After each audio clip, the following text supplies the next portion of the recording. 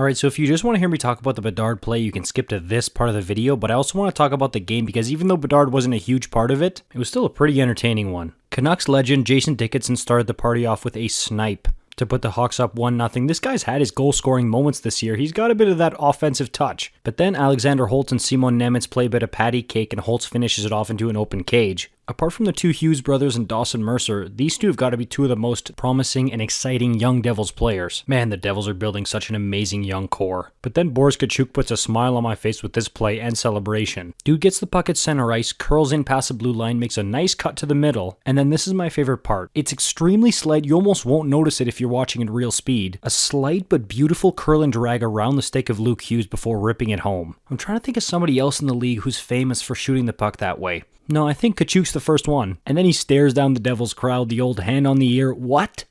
What? But then that young Devils core strikes again. Nemec gets the puck right before the blue line and unloads a beautiful wrist shot to tie the game. Head up all the way, picks his spot perfectly, and executes. If you love goal scoring, you can't help but admire that one. Then Calgary Flames legend Curtis Lazar gets the puck at the bottom of the left circle, throws it in front for an easy tap in from Michael McLeod. That would hold up as the game winner as the other guy in the Yegor Sharangovich trade added an empty netter. I'm just plain Devils fans. Toffoli's still great, and I still love him. But the big story in this game happened in the first period when Connor Bedard left the game holding his jaw. He did not return to the game, and Chicago coach Luke Richardson later said the Blackhawks will know more once Bedard is examined back home in Chicago. While the play itself doesn't look good for Bedard, and hopefully this is just precautionary and he'll be back in no time because man is he taking the league by storm, not just on the ice, but in terms of like off the ice marketing too. The hit itself by Brandon Smith, I think was clean. He sees Bedard coming through the middle of the ice, he steps up to protect the house, stays level with him, and keeps his elbow down and tucked during contact. The only reason Bedard's face takes the brunt of the impact is simply because Brandon Smith is taller than him, and Bedard was slightly crushed down trying to maintain possession of the puck. There was no leaping, leaving of the feet, or flying elbow or anything. No, it was clean. Now look, I'm of the belief that clean hits